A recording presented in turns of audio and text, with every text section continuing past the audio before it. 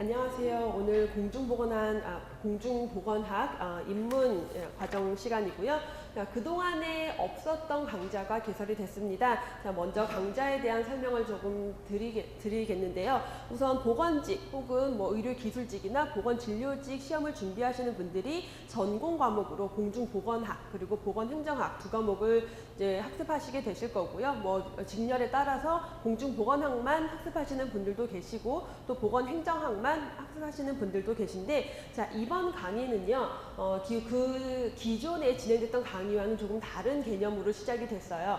그래서 지금까지 한 번도 이 보건학을 학습한 적이 없던 학생들이 쉽게 따라올 수 있게, 그래서 기본적인 정규 과정이 시작되기 전에 한 번 더 아주 쉽게 내용을 훑어가면서 다음 수업에서 좀 더 쉽게 내용을 따라올 수 있게끔 준비를 해드리기 위한 차원으로 강의가 준비가 되었습니다. 그래서 기존에 이미 보건직 시험을 보셨고 학습을 하셨던 분들 같은 경우는 굳이 이번 강좌까지 들으라고는 말씀을 드리고 싶지 않아요. 왜냐하면 정말 기초적인 것들을 쉽게 다루면서 가게 될 거고요.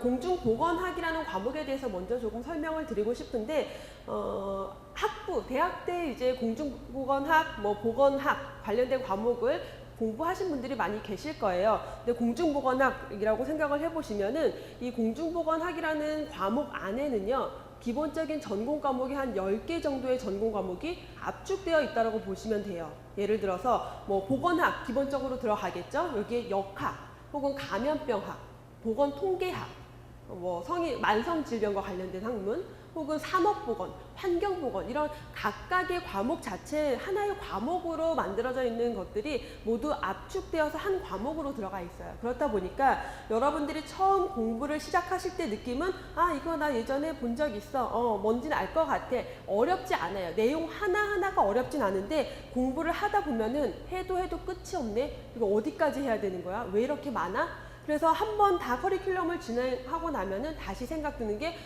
이걸 했었나? 이런 것도 있었나? 이것까지 외워야 돼? 그래서 굉장히 많은 분량 때문에 학생들이 나중에 뒤로 가면 갈수록 지치는 과목이 바로 공중보건학이라는 과목의 특성인 거죠. 그래서 여러분들이 공중보건학을 공부하실 때는 좀 마음의 여유를 가지고 길게 보셔야 돼요. 길게 보셔야 되고, 그 기본서를 한 번 끝내는 걸로 나는 끝내겠다. 절대 불가능합니다. 내용이 너무 많기 때문에 뒤에까지 다 공부를 하고 나면 앞으로 돌아왔을 때 이런 내용도 있었나가 굉장히 많고요. 또 그 안에서 내용 단순 암기하셔야 할 내용이 너무 많아요. 그런 것들은 전체적인 내용에 대한 이해가 끝나고 난 다음에 암기를 시작을 해야 하고요. 그래서 시험이 닥치면 닥칠수록 오히려 난이도가 어렵게 느껴지는 과목이 이 공중보건학이에요. 그래서 나중에 교재를 통해서 보면은 이제 느끼시겠지만 이거 너무 많은데 여기까지 봐야 돼? 이런 내용도 봐야 돼? 이런 생각을 굉장히 많이 하시게 될 텐데요. 봐야 돼요. 보셔야 돼요. 이건 별로 기출문제에서 본 적이 없는 내용인데 봐야 되나? 보셔야 돼요. 어떤 추세로 문제가 출제가 되냐면 20문항인 거는 다 아실 거예요. 시험을 준비하고 계시니까 공중보건학 과목에 20문항이 출제가 되는데, 그 중에서 적게는 2문제, 많게는 4문제. 그러니까 10%에서 20% 사이의 문제는요, 한 번도 출제되지 않았던 부분인데 내가 안 본 데인데 이런 곳에서 반드시 출제가 돼요. 한 4문항 중에서 2문항 정도는 내가 안 봤던 문제, 그동안 보지 못했던 새로운 분야에서 출제가 되고요. 한 2문제 정도는 기존에 알았던 건데 굉장히 비비 꽈서 아주 어렵게 문제를 내서 공부했던 내용인데도 풀 수 없게끔, 이런 식의 문제가 출제가 되기 때문에 여러분들이 어디 하나 빼놓고 보실 부분은 없는 게 바로 공중보건학이라는 과목의 특성인 거죠. 이렇게 과목을 쭉 보다 보면은 나중에 이제 역학 그리고 환경보건학 이런 쪽으로 들어가면 너무 깊이 있는 전공 과목을 얕게 공부하다 보니까 너무 힘들어요. 이해가 안 되는 게 너무 많을 거예요. 그렇기 때문에 여러분들에게 추천을 드리는 건 반복 학습을 좀 추천을 드려요. 최소한 기본 2번은 보셔야 되고요. 기본서 강좌만 2번 정도 들으시면서 2번 이상은 보시고 그 다음에 문제풀이를 진행을 할 거예요. 그래서 단원별 문제풀이, 기출문제를 풀면서 다시 각 단원의 내용을 공부를 하면서 이 내용에서 이런 식의 문제가 출제되는구나를 학습하신 다음에 모의고사 형식으로 연습을 하시면은 여러분들이 공부하는데 그래도 조금 더 빠른 방향으로 갈 수 있지 않을까라는 생각을 좀 하게 되고요. 자, 수업을 시작하기 전에 한 가지 먼저 더 말씀을 드리면 제가 강의를 하면서 좀 자주 드리는 말씀인데요. 시험을 준비하실 때 마음이 어때요, 여러분? 딱 내가 공무원 시험을 도전을 해볼까? 딱 생각했을 때 무슨 생각이 드셨어요? 나는 합격할 것 같아 라는 생각 하셨죠? 그쵸? 하니까 여러분이 시작을 했지 내가 떨어질 것 같아 라면은 하시겠어요? 안 하세요. 근데 뭐가 있냐면 나중에 100명이 도전을 했다고 해서 100명이 다 합격하진 않아요. 그 합격하는 사람은 누구냐면 끝까지 본인이 난 합격할 거야 라고 생각하는 분들이에요. 공부를 하다 보면은 내용이 너무 많아. 이것도 해야 되나? 저것도 해야 되나? 이건 안 봐도 될 것 같은데 하다 보면 무슨 생각이 드냐면 나 이거 이렇게 하다가 떨어질 것 같은데? 굳이 이것까지 해야 되나? 뭔가 전도돼요. 마음이 전도되면서 내가 떨어질지도 모른다라는 생각에 사로잡히면서 오히려 이거 하나 본다고 붙겠어? 이거 하나 더 본다고 붙겠어? 이런 생각이 뒤로 갈수록 강해진단 말이죠. 그러니까 공부에 소홀하게 되고 그러면 떨어질 수밖에 없어요. 본인의 마음이 본인의 미래를 결정하는 거죠. 그래서 항상 어떤 마음을 가지고 여러분들이 공부를 하셔야 하냐면 나는 분명히 붙을 거야. 왜? 나니까. 다른 사람은 몰라도 나는 붙을 거야. 근데 공부를 하다 보면 할 게 너무 많아요. 근데 난 어차피 붙을 거니까 요거 하나만 더 보면 분명히 붙을 거야. 요거 하나만 더 보면 합격할 거야. 라는 생각을 하고 가시는 분들은 하나라도 더 볼 수밖에 없어요. 왜냐하면 붙을 거니까 요거 마저 봐야죠. 이런 마음을 가지고 여러분들 포스트잇이나 아니면 뭐 스케줄러 이런 데 적어두세요. 내 눈 앞에, 내가 공부하는 책상 앞에 적어두세요. 내가 합격했을 때의 상황. 그래서 뭐 예를 들어서 점수, 공중보건학 95점 혹은 100점, 뭐 생물 95점, 100점 이런 나의 목표 점수를 적어두세요. 그리고 이 문제만, 이 내용만 보면 난 저 점수를 맞을 수 있어라는 마인드 컨트롤을 계속 하면서 가시면 반드시 합격하십니다. 그래서 이번에 제 합격 수기 하나가 올라왔어요. 근데 제가 굉장히 보고 가슴이 울컥했는데 30대 중반이시고요. 애기 엄마래요. 애기가 2살이래요. 그 공부를 시작할 때 주변에서 뭐라 그랬겠어요? 애 키우면서 그걸 어떻게 해? 대학 졸업하고 바로 해도 못하는데. 근데 이분이 제 수업을 들으면서 제가 방금 드렸던 이 말이 너무 도움이 많이 됐대요. 그 말을 새기면서 이것만 보면 붙을 거야 라는 생각으로 공부를 하시고요. 몇 개월, 얼마 만에 붙었을까요? 5개월 만에 합격하셨어요. 엄청나시죠? 그래서 내가 가지고 있는 마음이 얼마나 중요한지, 뭐 한동안 굉장히 유행했잖아요. 책 중에서도 뭐 우주 주파수가 있어서 우주가 뭐 이렇게 다 작용을 하고 그런다. 저는 약간 그런 것들을 신뢰하는 편인데 내 미래는 내 스스로 결정하는 거예요. 그래서 나의 미래를 긍정적인 단어로 가지고 가시면 반드시 여러분이 원하는 미래가 최대한 빨리 다가올 수 있을 거라는 마음을 가지고 열심히 초심을 잃지 말고 지금 시작이지만 마지막까지 이 마음으로 공부를 하시면 좋겠네요. 오늘 공부하실 내용이 공중보건 총론이에요. 공중보건학의 전체적인 공중보건학이란 무엇인가 라는 개념을 보실 거고요. 전체 제가 지금 이제 강의 교재가 아직 출간이 안 됐는데 거의 집필이 끝난 상태고 편집 중이에요. 전체 한 10편, 10편 정도의 챕터로 구성이 되어 있고요. 그 10편을 이 입문 과정에서 다 다룰지는 모르겠어요. 좀 더 기본적으로 알고 가시면 다음 학습에 수월할 내용들을 위주로 가시게 될 거고, 그 중에서 가장 기본인 공중보건학 총론이에요. 공중보건학이란 어떤 과목이냐, 어떤 학문이냐, 내가 무엇을 공부를 해야 하는 과목이냐 라는 것을 보시게 될 거고요. 자, 1편 공중보건 총론에서 1장 공중보건학의 개념이 있고요. 그리고 2장에는 건강과 질병에 대한 내용이 나올 거예요. 자, 공중보건학은 뭔지, 건강이란 뭔지, 질병이란 뭔지를 조금 분류를 해서 보실 텐데, 우선 공중보건학에서 여러분들이 좀 더 주의 깊게 봐야 될 게 기본적으로 공중보건이라는 과목의 개념이겠죠? 개념을 알고 계셔야 하고요. 정의 당연히 기본 베이스로 깔고 가셔야 하는 거고, 자, 뒤에 가면 역사적 발달 과정이 나와요. 역사도 간간히 기출문제에 출제가 돼요. 공중보건이 어떠한 역사적 과정을 거쳐서 발달해 왔는지. 자, 그 뒤에 나올 게 1차 보건의료라는 개념이 나올 거예요. 그래서 보건의료 하는데 이제 공중보건을 넘어서 1차 보건의료라는 게 도대체 무엇인지, 왜 1차 보건의료가 중요하게 대두가 되었는지 이런 것들을 보시게 되겠죠. 자, 그리고 양질의 보건의료 서비스의 개념이라는 것이 뒤에서 또 나오게 될 건데요. 양질의 보건의료 서비스를 제공할 때는 좋은 질, 양질의 의료 서비스를 제공해야 된다. 그럼 양질의 의료 서비스란 무엇이냐? 이런 것들에 좀 더 중점을 두고 공부를 시작해 보도록 하겠습니다. 자, 1절의 공중보건학의 정의 및 영역, 공중보건학의 정의인데요.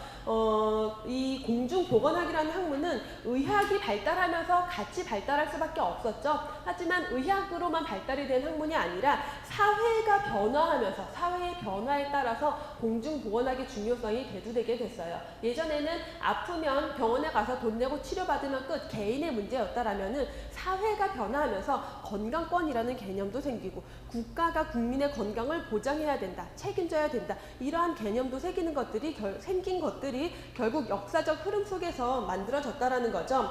공중보건학의 정의로는 가장 대표적인 정의로 사용이 되는 게 예일대학교의 윈슬로우 교수예요. 예일대학의 교수였고요. 1920년에 공중보건학에 대해서 정의를 내립니다. 공중보건학이란 조직적인 지역사회의 노력을 통해서 누가 개인이 하는 게 아니라 어떤 조직화된 지역사회가 노력을 해야 돼요. 이 노력을 통해서 뭘 하고자 하느냐. 자, 동그라미 1번하고 질병을 예방, 밑줄 긋고 동그라미 1번이라고 적어줄게요. 1번 질병을 예방. 자, 2번 동그라미 2번 수명을 연장. 질병을 예방하고요. 수명을 연장시키고요. 자, 3번 신체적 정신적 효율을 증진. 그래서 이 세 가지 목표를 가지고 있는 거죠. 공중보건학이 추구하고자 하는 것은 질병을 예방하고 수명을 연장시키고 신체적 정신적 효율을 증진시키는 것을 목표로 하는 뭐냐? 기술과 과학이 접목된 학문이다라는 거죠. 기술이자 과학이다. 그래서 이 질병 예방, 수명 연장, 신체적, 정신적 효율 증진, 다시 말해서 건강 증진이라는 표현을 쓸 수가 있겠죠. 이 세 가지를 추구하고자 하는데, 그럼 그 조직화된 지역 사회가 도대체 어떤 노력을 해야 되는데, 어떤 노력을 통해서 이 세 가지를 이루기 위한 노력을 할 것이냐? 자, 밑에 조직화된 조직적인 지역사회의 노력이 나와 있죠. 먼저 환경위생을 관리해야 된다는 거예요. 그래서 환경문제, 환경오염 이런 위생 문제는 개인이 해결할 수 있는 문제가 아니죠. 그래서 환경위생 관리를 해야 하고요. 전염병 관리, 두 번째가 전염병 관리, 세 번째는 개인 위생에 대한 보건 교육을 해야 되는 거예요.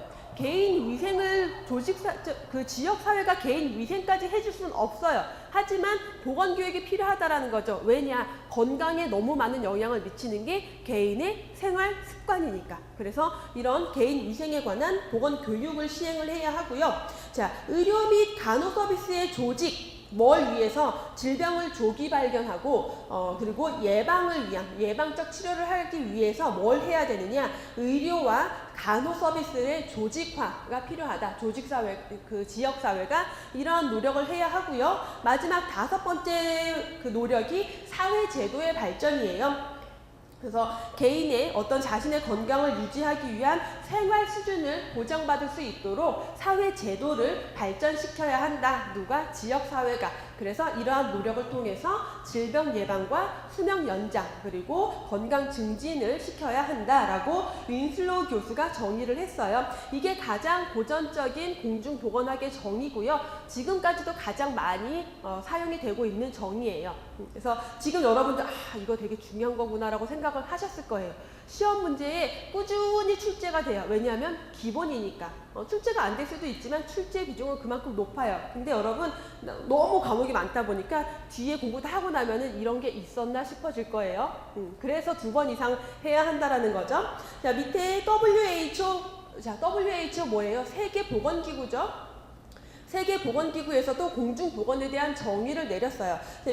자, 이것도 마찬가지로 자, 동그라미를 치면서 읽어볼게요. 1번 환경위생의 개선, 2번 전염병의 예방, 3번 개인위생의 원리에 기초를 둔 위생교육, 4번 질병 조기 진단과 예방적 치료를 위한 의료 및 간호 업무의 조직화, 5번 지역사회 모든 주민의 건강을 유지하기에 충분한 생활 수준을 보장하는, 자, 우리 너무 기니까 4번을, 동그라미 4번을 의료 및 간호 업무의 조직화에 4번을 두고요. 5번을 사회기구의 발전에 둘게요. 자, 그러면 환경위생 개선, 전염병 예방, 개인위생에 관한 위생교육, 그리고 의료 및 간호 업무의 조직화, 사회기구의 발전. 자, 5가지 나왔어요. 이거 뭐였어요? 방금 위에서 윈슬로우 교수가 정의했던 지역사회의 노력 그대로 내려와 있죠. 자, 이런 것들은 지역사회가 이런 노력을 해서 뒤에 나오죠. 지역사회의 노력을 통해 어떤 노력? 앞에 있었던 동그라미 1번부터 5번까지의 노력을 통해서, 자, 이번에는 네모 1번으로 할게요. 그러면 헷갈릴 수 있으니까 네모 1번 질병을 예방하고, 네모 2번 생명을 연장하고, 네모 3번 건강과 인간적 능률의 증진을 꾀하는 과학이자 기술이다. 어때요? 똑같죠? 윈슬로우 교수가 정의했던 공중보건학을 거의 그대로 가져왔어요. 그래서 WHO 제25차 회의에서 이렇게 공중보건학에 대한 정의를 다시 한번 했다라는 것을 보실 수가 있고요. 3번에 미국 의학원에서의 정의는 사회의 집단적 노력이다. 그래서 지금까지의 정의들을 쭉 보시면 뭐예요? 어떤 개인의 국민의 건강에 대해서 지역 사회가 노력을 해야 한다라는 것을 주 개념으로 가지고 있죠. 자, 그래서 우리 윈슬로우 교수의 정의에 별표 3개 정도는 충분히 해주실만 하겠고요. 2번에 있는 공중보건학의 대상. 자, 공중보건학의 대상도 정말 간단하고 별 내용 없지만 얘도 수없이 출제됐던 내용이에요. 그만큼 기본이라는 거죠. 지역사회 및 지역사회 주민이 바로 그 대상이에요. 공중보건학 다음 중 공중보건학의 대상에 공중보건학의 대상에 해당하는 것은 1번 지역사회, 2번 만성질병 환자, 3번 감염병 환자, 4번 어떤 가족. 이런 식의 문제 정말 쉽죠? 이런 문제가 출제가 돼요. 20문제 중에서 한 16문제 정도는 쉽게 출제가 돼요. 웬만큼 그냥 공부했으면 풀 수 있게끔. 거기에 들어가는 것들이 이런 거고요. 이런 간단한 것들 그래서 놓치고 가시면 안 돼요. 너무 쉬운 거는 그냥 당연히 맞고 가셔야 되는 거기 때문에. 자, 그래서 공중보건학의 대상은 어떤 개인이라던가 어떤 질병을 가지고 있는 환자가 아니라 누구냐? 지역사회 혹은 지역사회 주민을 대상으로 한다라는 거 보실 수가 있고, 공중보건학의 범위 분야가 나오는데 여기를 보시면 여기에 있는 것들이 여러분들이 다 공부하실 내용들이에요.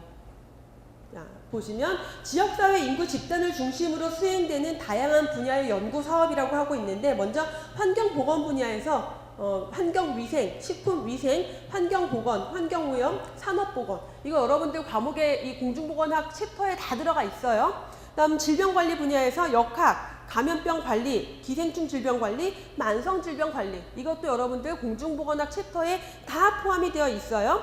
보건관리 분야에서 보건행정, 인구보건, 보건통계, 보건영양, 보건교육, 모자보건, 학교보건, 노인보건, 정신보건, 응급의료 다 포함이 돼요. 그러니까 여기서 여러분들이 느껴지시겠죠? 아, 공중보건학 이거 다 해야 돼요. 근데 이 각각이 여러분 다 원래는 그냥 한 과목이에요. 대학 때 학부에서 배우는 각각의 한 과목을 여러분들이 압축해서 공부하시는 거죠. 그렇기 때문에 광범위하고 공부가 힘들 수밖에 없지만 이 모든 내용들을 알고 계셔야 되는 가장 기본적인 것이다라고 개념을 좀 가지고 계시면 될 것 같고요.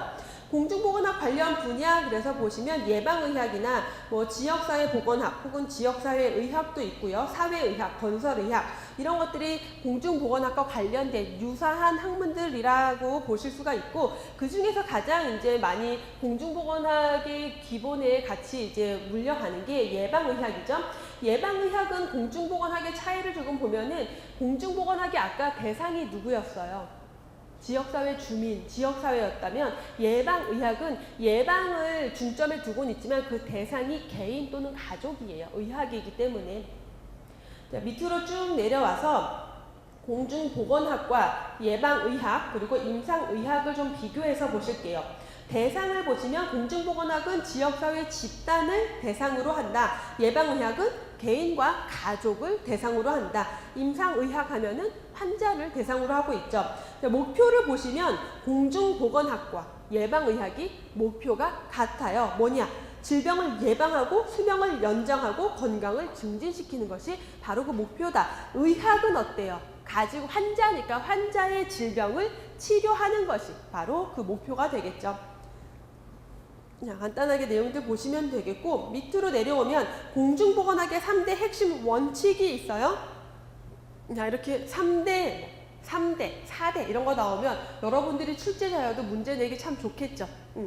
가볍게 출제될 수 있는 문제고요. 기출 문제로도 있었고, WHO에서 3대 핵심 원칙을 제시했어요. 그 3대 핵심 원칙이 참여, 형평, 협동 세 가지예요. 이게 여러분들 지금 보면 되게 쉽게 보이지만요. 나중에 뒤로 가면 또 뭐 건강 증진의 3대 기본 원칙 이런 게 나와요. 그럼 얘네가 막 섞이면서 나중에 시험 문제 얘네가 막 섞여서 나오면 아 뭐였지? 아 이거 뭐였더라 이거 봤는데 이렇게 된단 말이에요. 근데 이거는 여러분 맞으라고 출제되는 문제예요. 이런 것들은. 그러니까 완벽하게 잡고 가셔야 되는 거죠. 참여, 형평, 협동 세 가지가 바로 공중보건학의 3대 원칙이다. 그럼 참여라는 게 뭐냐?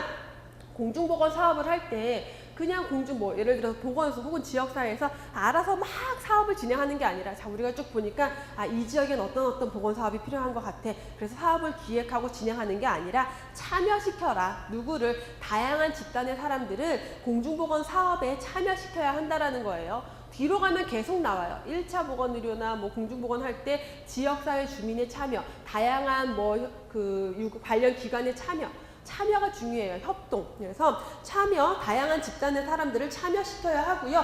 형평 혹은 평등이라고 해요. 형평성을 제고해야 한다라는 거죠. 사회적, 경제적으로 불평등할지라도 이런 공중보건 사업의 혜택, 공중보건 사업은 형평성이 보장이 되어야 한다. 형평성을 높여야 한다. 형평성을 제고하는 공중보건 사업의 정책을 시행해야 한다라는 것. 마지막으로 협동이에요. 협동. 파트너십을 구축한다라는 거죠. 파트너십. 그래서 지방기관들, 그 지역사회 주민의 의견도 물어봐야 하고요. 다양한 단체 이런 것들과 협력해야 한다. 그래서 협동. 참여와 협동 비슷한 개념처럼 느껴지지만 이것들이 바로 공중보건에서의 가장 기본이 되는 3대 핵심 원칙이다. 참여, 형평, 협동 이 세 가지를 보시면 되겠죠. 자, 그래서 여기까지가 바로 공중보건의 가장 기본적인 내용이에요. 자, 우리 딸랑 한 2페이지, 3페이지 봤는데 여기에서만 출제가 되는 내용들이 굉장히 많이 나왔죠. 예, 제가 많이 거론을 해드렸는데 그만큼 공중보건학에서의 가장 기본이기 때문에요. 이 중에서 한 문제, 여기 전체 중에서 한 문제는 거의 한 회 문제에서 출제가 될 수가 있겠죠. 이렇게 보시고 뒤로 넘겨서 보시면 두 번째 이제 공중보건학의 역사가 나와요. 역사에서도 간간히 문제들이 출제가 되고, 역사는 여러분들이 이제 단순하게 암기하려고 하시면요 한없이 어려운 게 역사예요. 근데 재미있는 역사 이야기를 들으시면 별로 어렵지 않고 쉽게 풀 수 있고요. 오히려 재밌는 게 바로 역사죠. 역사에서 여러분들이 먼저 기본적으로 가지고 가셔야 될 게 위에 그 네모 안에 보시면 고대기, 중세기 쭉 나와 있죠. 요거 가장 기본으로 가져가셔야 돼요. 그래서 고대기, 그 다음에 중세기, 근세기, 근대기, 그 다음에 현대기로 분류를 하는데 이름은 다양하게, 여기 중세기는 암흑기라고도 하겠죠. 여러분들 이거 세계사 시간에 다 고등학교 때, 그쵸? 세계사 시간에 다 했었죠. 중세하면 암흑기, 종교전쟁, 십자군원정 이런 것들. 십자군원정, 중세 생각하면 우리 영화 같은 거 봐도 항상 막 전염병, 패스트 이런 것들 많이 나오잖아요. 그래서 막 그게 패스트나 이런 것들이 마귀가 씌어서 마녀가 해서 마녀 사냥을 하고 막 그랬던 게 중세기죠. 근세기로 넘어오면은 여러분들이 역사 세계사랑 좀 생각을 해보면 르네상스, 산업혁명 그게 바로 근세기예요. 과학이 발달하는. 그래서 암흑기 이후에 이제 뭔가 새벽 밝아오기 시작하는 여명기라고도 하죠. 자, 근대기에서 위로 올라가면요 황립기라고 해요. 근대기로 넘어갔을 때는 뭔가 과학이라던가 공중보건 이런 것들의 기초 틀이 만들어졌어요. 이 시기에. 근대기에 만들어지고요. 현대기로 넘어가면 이 확립된 것이 발전하기 시작하죠. 그래서 발전기라고도 해요. 생각보다 여러분 얘네를 순서대로 나열해놓고 바르게 나열한 것을 묻는 문제도 간간히 출제가 돼요. 근데 여러분들이 확립기, 발전기 이러면은 확립기 왠지 발전해야 확립이 될 것 같아서 발전기, 확립기 이렇게 찾으시는 분들이 있어요. 아니에요. 확립한 걸 이미 확립했으니까 그것을 더욱 발전시킨다라는 걸로 가는 거고, 또 여러분들이 헷갈려 하시는 게 근세기, 근대기. 아, 근세기가 먼저인가 근대기가 먼저인가 이거 헷갈려 하세요. 중세, 근세, 근대, 현대 이렇게 붙이시면 안 헷갈리시겠죠? 그 의미예요. 중세에서 조금 더 와서 근세가 된 거고요. 근대에서 이제 현대에서 가깝기 때문에 근대가 되는 거죠. 자, 요것만 아시면 되는 게 아니라 시기적으로 언제냐. 얘는 기원전부터 500년까지. 500년까지를 고대기라고 보고요. 중세기 하면요. 500년부터 1500년. 엄청 길죠? 1000년이에요. 암흑기가 1000년 동안 있었어요. 1000년. 여러분 상상이 되세요? 1000년? 우리 100년 많이 살아봐야 100년인데 그게 10번만큼을 지난 시기가 중세기, 암흑기였고요. 근세기로 넘어오면은 1500년부터 1850년까지예요. 불과 350년 밖에 안 되죠. 1000년에서 350년으로 엄청나게 단축이 됐죠. 1850년부터 근대기는 1900년까지 더 단축이 됐어요. 150년밖에 안 되죠. 그러니까 과학이 발달하기 시작하면서 급격하게 모든 것들이 발달해 갔다라고 보시면 돼요. 자, 그다음에 1900년 이후의 시기다. 자, 우리가 고대 의학하면 누구 생각나요? 딱 히포크라테스. 그래서 고대기에선 여러분들이 생각하셔야 될 게 히포크라테스, 또 갈레누스. 히포크라테스는 그리스의 의사죠. 우리 의학의 아버지. 그리고 히포크라테스의 의학을 계승한 사람이 로마 시대의 갈레누스, 갈렌이라고도 하고요. 갈레누스라고도 하는데 의학을 계승을 했고요. 중세하면 전염병이죠. 그래서 이 시기에 페스트 이런 것들이 유행을 하기 시작해요. 어떻게? 번발적으로. 왜? 사람들이 대륙 이동을 하기 시작했으니까. 십자가 먼저 막 다른 나라를 공격하고 대륙을 이동하다 보니까 전염병이 유럽 전역을 휩쓸게 되죠. 이 당시 이 중세기의 페스트로 인해서 유럽 인구의 3분의 1이 줄었다고 하죠. 그만큼 있었고요. 그렇게 하다 보니까 어때요? 전염병. 어디 외국에 갔다 온 사람이 우리 동네에 와서 병을 일으켜요. 그러니까 어때요? 못 들어오게 차단해야 되겠죠? 검역이 시작된 시기예요. 그래서 검역. 자, 여기서 근세기로 넘어가면은 근세기 하면 우리가 생각해야 될 게 바로 르네상스 그리고 산업혁명이라고 했어요. 르네상스 인간 중심의 뭔가 문의의 혁명, 문화와 예술과 과학이 발달하기 시작하면서 뭔가 과학기술, 의학과 관련된 기술들, 현미경도 발견되고 막 이렇게 발달이 하면서 인간의 질병에 대한 개념도 바뀌기 시작하고요. 그러다 보니까 산업혁명 그리고 과학이 발달하면서 산업혁명이 일어나요. 산업혁명이 시작이 되면서 역사적으로 어떤 변화가 있었냐. 시골에, 그 당시에 그러니까 시골에 살던 사람들이 다 농사를 짓고 살았었어요. 농사를 짓고 살았는데 그 당시엔 영주들이 있었죠. 그래서 영주가 있고 이렇게 소작농들이 쭉 있었는데 이 영주가 농사 짓는 것보다 목장, 양떼를 키워서 그 목화 사업의 돈이 더 많이 된단 말이에요. 그래서 양떼를 키우기 시작하면서 이 소작농들이 쫓겨나요. 갈 데가 없어져요. 근데 마침 그때 산업혁명이 일어났어요. 도시에는 일자리가 너무 많아지고 인력이 부족해요. 그러니까 사람들이 다 시골에서 도시로 몰려들어요. 그러니까 인구 밀도가 높아지겠죠. 여러분들 언제쯤 보시면 뭐 예를 들어서 레미제라블, 삼총사 이런 영화 보시면 어때요? 동네, 유럽 사람들 사는 지역 동네가 막 쥐 지나다니고, 시궁창에 향수, 우리 영화, 책, 향수 보시면 딱 그렇게 환경위생이 급격하게 안 좋아지는 거죠, 사람들이. 레미제라블 보면 어때요? 앤 해서웨이가, 영화 보면 앤 해서웨이가 공장에서 일하다가 이렇게 이렇게 막 결핵 걸리고 이런 거 나오잖아요. 사람들은 모였는데 위생은 너무 안 좋아져요. 그러니까 노동자들이 병에 걸려요. 이게 그래서 공중보건학의 개념이 싹트기 시작한 시기가 이 시기예요. 왜냐? 일을 해야 되는데 사람들이 자꾸 아프단 말이에요. 왜 아프지? 가서 조사를 해봤더니 노동자들이 사는 환경이 너무 안 좋더라. 환경위생이 너무 안 좋더라. 그래서 공중보건학이 개념이 싹트기 시작한 시기가 바로 근세기예요. 이렇게 개념을 잡아가셔야 돼요. 그래서 이 시기에는 뭐 산업혁명이 있었고요. 그러면서 노동자 위생에 대한 문제가, 그러니까 집단 위생에 대한 문제가 대두가 되면서 뭐가 발생했느냐? 공중보건 사상이 싹트기 시작했죠. 근세기에. 자, 그렇게 해서 넘어오고, 자, 산업혁명과 함께 과학이 쭉 발달하면서 근대기 1800년대 후반으로 넘어오면은 어떤 일이 일어나느냐? 이제 과학이 더 발달하면서 학자들이, 의사들, 그리고 생물학자들이 병원균을 발견하기 시작해요. 경쟁적으로. 이런 생물의학자들이. 그래서 결핵균도 발견하고 콜레라균도 발견하고, 그래서 질병을 일으키는 원인은 이 균이었어. 콜레라균이 콜레라 질병, 감염을 일으킨 거야. 결핵균이 결핵을 일으킨 거야. 탄저균이 탄저병을 일으킨 거야 라는 균을, 그래서 미생물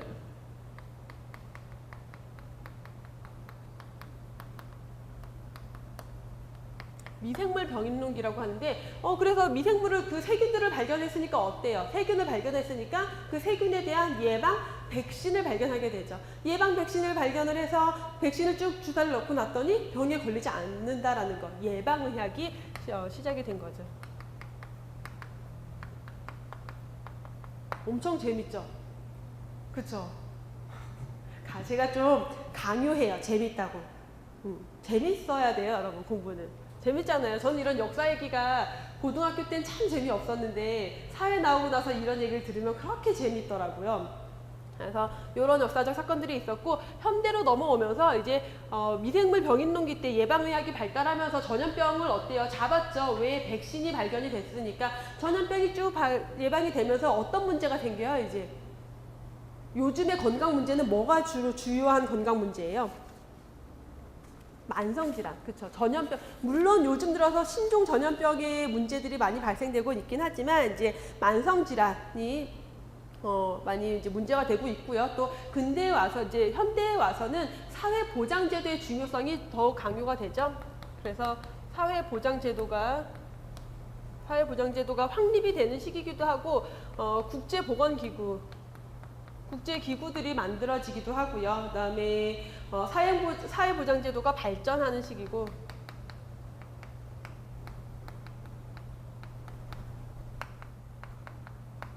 발전해 가기 시작하고요. 또 포괄적인 보건의료제도에 대한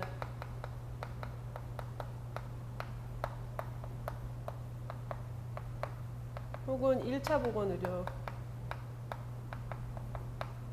이런 것들의 중요성이 대두되는 시기. 그리고 현대 최근에 와서 가장 중요한, 공중보건에서 최근에 가장 중요한 이슈 테마라고 한다면 건강 증진.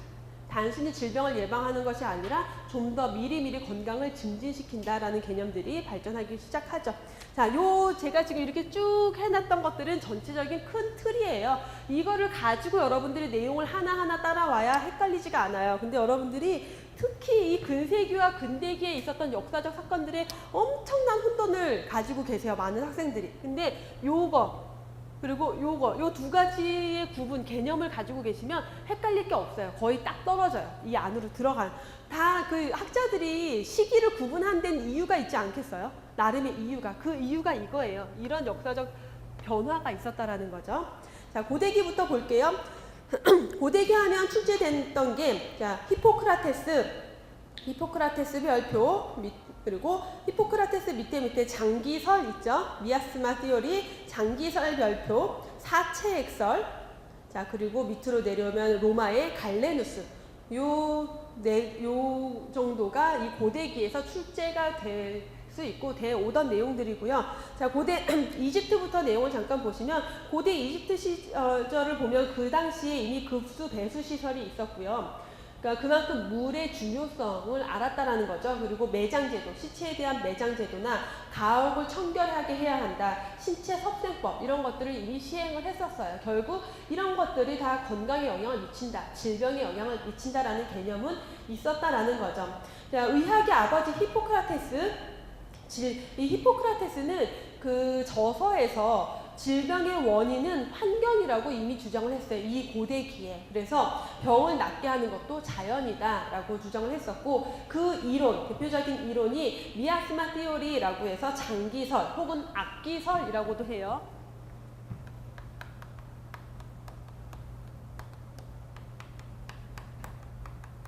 기출 문제 중에 이 미아스마 시오리 영어로 나온 적도 있었어요. 답이. 그래서 장기설, 악기설이라는 건 뭐냐? 악기, 나쁜 공기. 왜? 질병의 원인은 환경이니까 오염된 공기, 나쁜 공기가 인간의 몸에 들어와서 질병에 걸린다라고 하는 거죠. 밑에 사체액설이 나와요. 4개의 체액. 인간의 몸에는 4가지의 체액이 있는데 그 체액이 뭐냐? 혈액, 점액, 황담즙, 흑담즙 이렇게 4가지의 체액으로 구성이 되어 있는데 얘네들이 조화롭게 이루어져 있을 때 건강한 상태다. 근데 이 나쁜 공기, 장기설에 의해서 나쁜 공기가 인간의 몸에 들어오면은 이 4가지 체액의 균형이 깨지면서 질병에 걸리는 것이다 라고 했던 게 히포크라테스의 질병에 대한 이론이었어요. 이 장기설은요 언제까지 이어지냐면 이 이론이 질병의 원인에 대해서 이렇게 갔던 게 언제까지 가냐면은 여기까지 내려가요. 쭉. 미생물 병인론기가 대두될 때까지.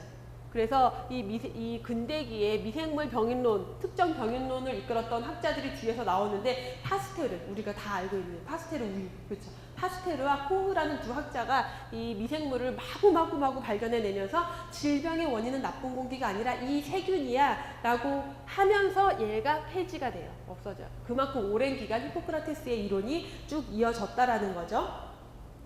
자, 그래서 그 히포크라테스 그랬고, 자, 그리스 이후의 로마 시대에서는 그리스의 의학을 그대로 거의 계승했죠. 자, 로마 시대로 들어가면요, 로마 예전에 우리 이제 뭐 거의 2000년 전이죠. 모든 길은 로마로 통한다. 라는 말 다 들어보셨을 거예요. 진짜 유럽에 로마에 가보면요, 모든 길은 로마로 통하게, 로마가 굉장히 많은 이제 점령을 했을 때 딱 가면 제일 먼저 했던 게 그 길을 닦았어요. 로마로 통하게 진짜로 왜냐하면 군사를 딱 동원하기 위해서 전쟁을 많이 하다 보니까 길을 닦고요. 또 하나 했던 게 뭐냐면은 로마가 가장 먼저 한 거는 상하수도 설치예요. 상수도 하수도를 설치해서 물을 원활하게 공급하는 것을 먼저 했었죠. 그래서 하수도, 상수도를 설치했었고, 로마에 가면 그 폼페이라는 영화, 실제 폼페이에 가면은 그 유적지가 화산재에 의해서 그대로 보존이 되어 있는데 거기에 진짜 우리나라에 지금 있는 찜질방 같은 목욕탕이 있어요. 그때부터 이미 공중 목욕탕이 있었고요. 급수시설 이런 것들을 굉장히 중요시했던 시대가 로마 시대였죠. 2세기경에 의사제도가 도입이 됐고요. 갈레누스라는 학자가 바로 이 히포크라테스의 이론을 계승했던 학자가 갈렌 혹은 갈레누스라고 하고요. 히포크라테스 학설 계승을 해서 장기설을 같이 주장을 했었고, 자, 여기 하나 더 밑줄 긋게 있네요. 최초로 하이젠, 위생이라는 용어를 사용했어요. 하이젠, 위생이라는 용어를 사용하게 됐죠. 그래서 하이젠, 위생이라는 용어, 히포크라테스가 아니라 갈렌이라는 거 여기에서 한번 생각해 볼 수 있겠네요. 자, 고대기 간단하게 보고 중세기로 넘어갈게요. 500년부터 1500년까지 유럽 문명의 암흑기라고도 하죠. 종교적 사상이 지배가 되면서 모든 것들은 다 종교에 의해서, 신에 의해서 했던 게, 그래서 종교가 오히려 부패하고 그로 인해서 종교 전쟁도 일어나고 십자군 원정이나 이런 큰 전쟁들이 많이 있었고요. 중세를 생각하면 나병, 콜레라, 페스트, 결핵 이런 전염병이 번발적이라는 건 뭐예요? 팬데믹, 2개 나라 이상에서 질병이 발생을 했다라는 거죠. 그 이유가 뭐냐? 결국 인구의 이동이 있었기 때문에 이런 번발적인 질병 유행이 있을 수가 있었죠. 먼저 13세기경에 십자군 원정이 있었고, 십자군 원정과 함께 유행했던 게 나병과 콜레라예요. 나병하면 뭐예요? 문둥병, 살이 문드러지는 병이잖아요. 그래서 이 시기에는 이 나병 환자들에게 하얀 옷을 입히고 종을 달게 했어요. 그래서 그 종소리가 나면 문을 닫는 게 못 오게. 그래서 성 밖으로 쫓아내고 못 들어오게 차단을 시킨 거죠. 근데 결국 뭐예요? 지금 생각하면 그게 바로 격리였던 거고, 그 격리를 통해서 굉장히 나병이 많이 줄었다고 해요. 콜레라가 유행을 했고, 14세기에 징기스칸의 유럽 정벌이 있었어요. 이때 유행했던 게 페스트. 그리고 15세기에서 16세기 말에 매도, 결핵 등이 유행하게 되죠. 중세기에는 방역의사, 빈민구제의사, 경찰이 등의 활동들이 있었고 불결물을 제거하거나 급수법, 식품 청결법 이런 것들과 관련된 법들이 많이 제정은 됐어요. 하지만 이 시기에는 이제 어떤 건강에 대해서 좀 더 진보적인 것이 가지 못했던 게 이런 의료도 모두 종교인들이 성직자들이 담당을 했었죠. 검역제도, 제가 아까 중세기 때 여러분들이 생각해야 될 게 이런 전염병과 검역이라는 거. 검역법이 생겨나게 됐는데 14세기인 1300년대 패스트가 유럽에서 대유행하게 됐죠. 그래서 너무 많은, 근데 우리 마을에 분명 패스트가 없었는데, 환자가 없었는데 누가 외국에서 온 누군가가 온 뒤로 패스트가 유행하더라, 이런 것들이 퍼지면서 이제 외국 유럽 그 패스트 유행 지역에서 누가 오면은 한국 밖에서 못 들어오게 해요, 일정 기간. 그래서 그 당시에 쿼런틴 40일이라는 의미로 검역이라는 이제 용어가 생겨났는데 40일 동안 못 들어오게 하는 거예요. 못 들어오게 해서 질병이 발생하지 않으면 들어올 수 있게끔 허락을 했던 거죠. 이게 바로 검역의 유래가 돼서요. 1383년에 프랑스 마르세유에서 최초의 검역법이 제정이 되고요. 검역소가 설치 운영이 됐어요. 최초의 검역. 그래서 최초라는 말이 붙는다라는 거는 출제가 좀 더 될 수 있다라는 의미겠죠. 프랑스 마르세유 검역법, 검역소 설치, 여기에도 별표 하나 해주시면 좋겠네요. 자, 다음에 근세기로 넘어가 볼게요. 근세기, 여명기 혹은 요란기. 자, 이제 뭔가 이제 눈을 뜨기 시작해요. 밝아오기 시작하죠. 이 시기의 시기적 특성을 보면은 문예부흥, 르네상스가 있었던 시기죠. 그래서 르네상스로 인해서 문학뿐만 아니라 과학이 발달하기 시작하죠. 근대 과학기술의 태동이 됐던 시기고, 그 이후에 1700년, 그래서 18세기 중엽부터 영국을 중심으로, 프랑스와 영국을 중심으로 산업혁명이 있었죠. 산업혁명으로 인해서 이제 많은 인력이 필요했어요. 그러다 보니까 연소자, 어린 아이들도 일을 하게 되고 근로자들도 이제 많은 노동자들이 생겨났는데, 그 안에서 이 일하는 사람들의 건강 문제가 대두되기 시작했다라는 거죠. 아까 제가 쭉 설명을 드렸던, 그래서 노동자의 위생 문제가 건강 문제가 대두되면서 결국은 인간의 건강 그리고 복지에 대한 사회적 책임, 이런 인식들이 생겨나면서 밑줄 공중보건 사상이 싹 텄다라는 거. 자, 그럼 이 근세기에 들어와서 업적들, 여러 업적들. 자, 여기 이제 업적 및 제도들이 쭉 나오는데, 얘네들을 쭉 나열하고 시기적으로 빠른 것부터 나열하시오, 이런 문제들이 출제가 돼요. 근데 제가 말했죠, 여러분, 어렵지 않아요. 왜냐하면 이런 흐름만 알면은 찾을 수가 있어요, 내용 자체를. 근데 이제 누가 뭘 했는지, 언제 어떤 사건이 있었는지. 자, 이런 아무리 출제자도 여러분 막 몇 년 차이로 있는 근세기 안에서의 예를 들어서 라마진이랑 JP 프랑크, 요한 피터 프랑크, 이런 것들을 이렇게 막 섞어서 내진 않고요. 뭔가 시기적으로 구분될 것들을 내죠, 문제를. 자, 그런 것들이 나오게 되고요. 혹은 또 문제가 어떻게 출제되냐면 어떤 업적을 쭉 적어 놓고요. 이 업적에 해당하는 인물이 누군지를 찾는 문제, 이런 문제들이 출제가 돼요. 그래서 이 공중보건 역사에서의 출제되는 유형은 거의 한 두 가지 형태로 출제가 되죠. 쉽게는 정말 단순하게 문제가 출제가 돼요. 예를 들어 산업보건, 직업병에 관한 저서를 발견하여 산업보건에 이바지한 학자는 누구인가, 이렇게 단순하게 출제가 되기도 하지만, 혹은 라마찌니에 대한 설명으로 옳지 않은 것은 해서 이 사람이 굉장히 많은 역사적 히스토리를 쭉 나열을 해놓고 거기서 답을 찾는 문제도 출제가 돼요.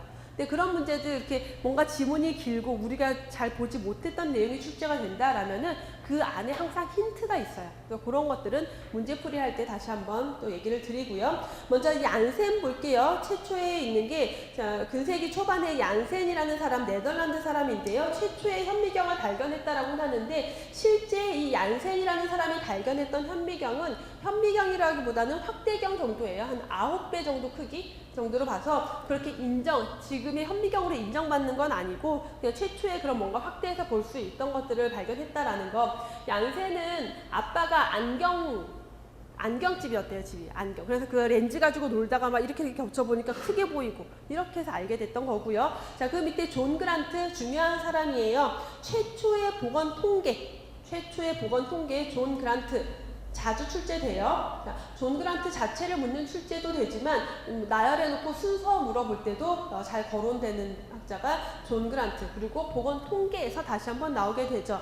자, 영국 사람이고요. 영국에서 출생과 사망을 오랜 기간 동안 그 분석을 해요. 그래서 최초의 보건 통계, 인구학에서의 어떤 인구적인 통계를 했던 사람이 존 그란트고요. 프라카스트로, 이탈리아 학자인데 전염병, 그 치료 이런 책을 썼는데 여기에서 이 당시까지는 아직 어떤 미생물 이런 것들이 발견되지 않았어요. 그냥 눈에 보이는 게 다예요. 왜냐? 얀센이 발견했던 현미경이라는 것은 실제 그런 뭐 이렇게 미생물을 관찰할 수 있는 게 아니었기 때문에 그런 것들을 볼 수는 없지만 이 사람은 그 저서에서 우리 눈에 보이지 않는 뭔가 새로운 종이 있다라고 제시를 하게 되죠. 자, 그게 1400에서 1500년 사이였고요. 그 뒤로 한 거의 150년 정도가 지난 다음에 레베누크, 많이 들어봤죠. 레베누크는 네덜란드 사람이고요. 영실 왕립학회 회원이었던 사람이에요. 자, 이 사람이 바로 실제 우리가 알고 있는 현미경을 발견한 사람이에요. 200배 이상의 배율을 가지고 있던 현미경을 발견했는데 재밌는 게 이 레베누크라는 사람은요. 좀 이렇게 별로 부유하지 않은 집안에서 태어났어요. 그래서 공부를 할 수 있는 그런 게 아니었고, 근데 타고난 천재였던 사람인 거죠. 이 사람 그냥 직업이 포목상 직원, 시청 수위 이런 거였어요. 근데 혼자 그런 걸 만든 거예요. 그냥 유리를 깎고 막 해가지고 현미경을 만들어서 그냥 아무거나 갖다 봤어요. 이렇게 지나가다 시궁창을 떠서 이렇게 해서 자기가 만든 현미경을 이렇게 봤더니 그냥 물에는 없었는데 현미경으로 보니까 뭔가 막 기어다녀요. 그래서 이게 뭐지? 그려요.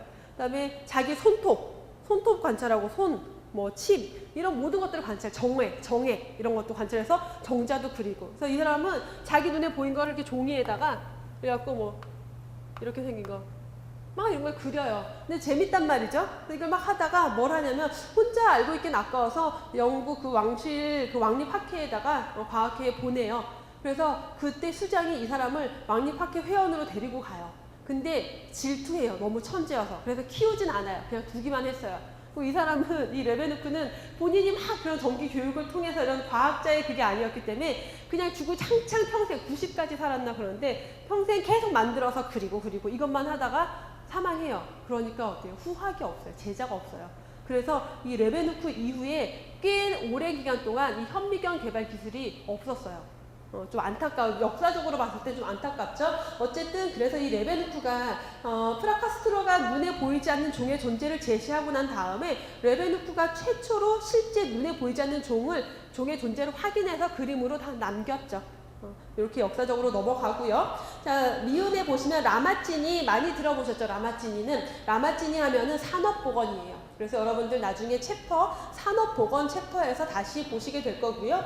라마찌니는 노동자 질병론이라는 책을 써요. 의사였고요. 노동자 질병론이라는 책에서 뭐 도자기공이라던가 석공 혹은 뭐 레슬링 선수, 농부, 간호사 이런 다양한 52개 정도의 직종의 노동자들의 질병에 대해서 쭉 기술을 한 저서가 노동자 질병론이고요. 그래서 이 사람은 환자를 진료할 때 이 사람이 했던 말이 가장 먼저 물어본 게 너의 직업은 무엇이냐 였어요. 실제로. 왜냐면 그 사람의 건강에 직업이 그만큼 영향을 미친다라는 것을 기본 틀로 가져갔던 사람이죠. 산업보건의 아버지라고도 하고요. 자, J.P. 프랑크, 요한 피터 프랑크라고 하는데 독일 사람이고요. 의사경찰체제라는 저서, 보건학 최초의 저서예요. 보건학에서 최초의 저서라고 인정받는 게 의사경찰체계인데 의사경찰, 메디칼 폴리스예요. 그러니까 이 건강과 관련돼서 국가가 경찰 같은 제도를 통해서 관리를 해야 된다는 개념인 거죠. 신체 위생 그리고 정신 위생, 국민 보건 문제 이런 것들과 관련돼서 다뤘던 게 이 의사 경찰 체계고요. 이 사람이 이런 것들 밑에 보시면 국민의 건강을 확보하는 것이 국가의 책임이다. 공중보건에 대해서, 보건학에 대한 주장을 했던 거고, 이 시기적으로 봤을 때 이 시대는 이제 뭐 제국주의, 그래서 침략, 열대 지역을 정벌, 유럽이 어떤 다른 나라들을 이렇게 지배하는 이제 그런 시대였는데, 유럽이 이런 열대를 좀 더 효과적으로 지배하기 위해서는 먼저 인구 관리가 이루어져야 한다라고 주장을 했던 사람이죠. 그래서 J.P. 프랑크도, 요한 피터 프랑크도 이런 시기, 식이순으로 옳은 것은에서도 자주 거론이 되고 보건학 최초의 저서로서도 물어보는 문제로 출제가 됐었고요. 제너 하면은 우두종두법 다들 아마 한 번쯤은 들어보셨을 거예요. 자, 1798년이에요. 제너의 우두종두법. 그래서 지금 우리가 이제 천연두, 이제 지구상에서 소멸됐다라고 인정된 전염병이 바로 천연두, 우두죠. 그 예방법, 예방 백신을 발견했던 게 우두종두법이고요. 우두는 소의 지창이죠. 그러니까 소가 감염되는 전염병인데 이 소의 우유를 먹은 사람도 감염이 됐었어요. 근데 이 우두에 감염됐던 사람이요. 천연두 두창이 유행할 때 감염이 안 되더라는 거예요. 이 사람이 쭉 지켜보니까. 그래서 뭔가 그게 있다. 그래서 그 우두에 감염된 사람의 고름 있잖아요. 고름을 가지고 어떤 어린 아이에게 접종을 해요. 고름을. 그러고 나서 이제 천연두가 감염된 사람의 고름에 노출을 시켰는데 감염되지 않더라. 이렇게 해서 만들어진 게 바로 우두 접종법이죠. 자, 다음에 정말 중요한 사람 에드윈 체딕. 자, 근세기에서 중요한 사람들 중에서 최고 1순위라고도 할 수 있고요. 자주 출제가 돼요. 왜냐하면 공중보건, 실제 이제 공중보건이 제대로 싹트기 시작하죠. 에드윈 체딕, 영국 사람이고요. 자, 이 사람은 열병 환자에 대한 조사, 피버 리포트를 발표를 해요. 열병 환자가 누구냐? 노동자들이었죠. 노동자들이 자꾸 열이 나고 아프단 말이에요. 그래서 그걸 조사를 쭉 해서 피버 리포트를 발표를 해요. 그걸 통해서 이 영국에서 뭔가 이 노동자들의 공중위생에 문제가 있구나라는 문제 제기가 되면서 공중위생 감독 그리고 위생 조사를 위한 보건정책조사위원회가 1842년에 설치가 되고요. 여기에서 쭉 노동자의 위생 상태 보고서를 조사를 한 다음에 발표를 해요. 영국 노동자 위생 상태 보고서가 1842년에 발표가 되죠. 이걸 통해서 영국의 노동자들의 위생 상태가 정말 좋지 않구나. 뭔가 개선이 필요하다. 그래서 1848년에 세계 최초의 공중보건법이 제정이 되죠. 자, 여러분 빨간색 별표 에드윈 체딕. 자, 그리고 영국 노동자 위생상태 보고서 1842년이고요. 1848년 세계 최초의 공중보건법 제정, 그리고 공중보건국과 지방보건국 설치. 자, 이 에드윈 체딕부터 영국의 공중보건법 제정까지는 빨간색으로 별표를 같이 체크를 해주실게요. 별표 한 2개 해주셔도 좋을 것 같아요. 자, 다음에 나오는 게 필립 핀넬, 프랑스 정신의학자고요. 근대 정신의학의 창시자, 정신병 환자의 처우를 개선했던 사람이고, 이 필립 핀넬 같은 경우는 그리스도적 박애관에 입각해서 정신질환자들을 다뤘었고, 그 전까지는 정신질환자들을 어때요? 무슨 이렇게 마귀가 씌었다거나 이렇게 해서 막 쇠사슬로 가둬놓고 쇠사슬로 다리에 이렇게 묶어놓고 했는데, 이 사람들 이 정신의학도 정신질환도 질환으로 보고 쇠사슬로부터 정신병자들을 해방시켰던 정신질환과 관련돼서 1차 혁명을 만들어냈던 사람이 필립 핀넬의 정신보건에서 다시 한번 나올 거고요. 루멜 셰터 같은 경우는 보건 분야 지침서를 개발을 했는데 매사추세츠 위생위원회의 보고서라는 것을 제작을 했었고요. 자, 간단하게 보시면 될 것 같고, 자, 여기까지가 해서 우리 근세기까지를 봤어요. 근세기까지를 봤고요. 잠시 쉬었다가 근대기, 현대기의 내용들을 이어서 보도록 하겠습니다.